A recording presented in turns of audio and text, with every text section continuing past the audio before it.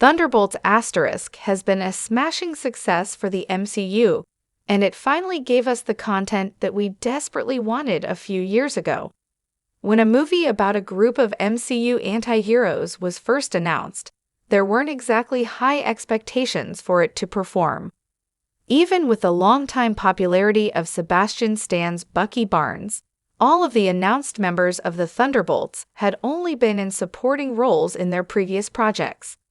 The characters didn't have the traction that big names like Captain America and Spider-Man have, which is what makes the film's current success all the more impressive. Critics and fans alike have considered Thunderbolts Asterisk one of the MCU's strongest projects in recent years.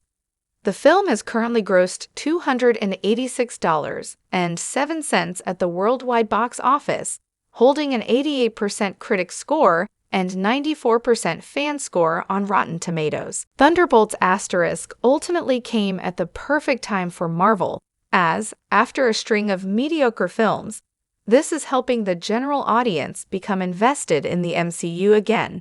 However, Thunderbolts Asterisk probably could have done just as well if it was released 2 or 3 years ago, and it's the project that fans really needed during that time too. Though the Thunderbolts are an entirely new hero team in the MCU, the members had already made their respective franchise debuts. Besides Ava Starr's Ghost debuting in Phase 3's Ant-Man and the Wasp, the rest of the Thunderbolts have backstories rooted in Phase 4.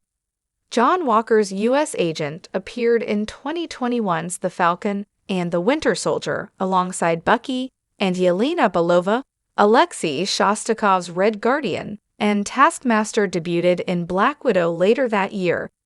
Although Yelena and Bucky have had MCU appearances since then, their main storylines didn't truly grow again until Thunderbolts Asterisk this year. Valentina Allegra de Fontaine, Thunderbolts Asterisk main antagonist, also made appearances throughout Phase 4, including both 2021 projects and Black Panther: Wakanda Forever in 2022.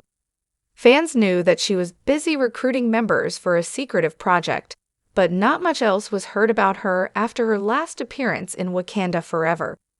Thanks to Thunderbolts Asterisk, these Phase 4 storylines have finally been paid off in a satisfying way. Each member has found a new purpose after Phase 4 left their fates unknown, and it's nice to see Bucky finally have something substantial to do again after the Falcon and the Winter Soldier.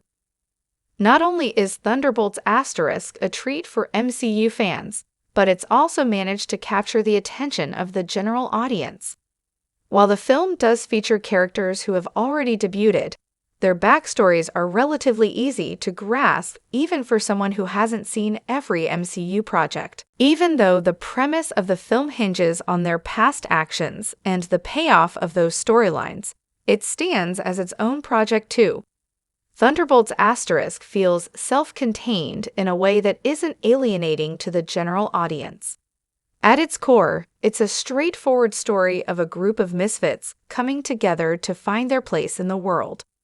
The film also serves as a commentary on mental health, which is a generally relatable topic. Thunderbolts Asterisk ultimately achieved such success because it is simply a good quality movie. Screen Rant's own Molly Freeman said in her review that the film feels very much like a relief, like laughing when you need to cry, which perfectly encapsulates its appeal to the general audience. The twist revealed at the end of Thunderbolts Asterisk is that they will be renamed as the New Avengers under Valentina's supervision. Although it's a name that none of the members are really happy about, they know that they have enough material on Valentina to keep her in check for now. Sam Wilson's Avengers that he's assembling will likely be the main Avengers team going into Doomsday, but the fact that the franchise currently has one concrete team under the Avengers name is still a big deal. Since the end of the Infinity Saga in Avengers Endgame, the MCU hasn't had an Avengers team for 5 years. That's a considerably long time in MCU years, especially since fans have become so used to the Avengers being the backbone of the franchise since Phase 1. Thunderbolts Asterisk may have established an unconventional team, but they are undoubtedly the only current Avengers that the MCU has. While many fans probably would have appreciated a confirmation of the Avengers' status much earlier, it was well worth the wait.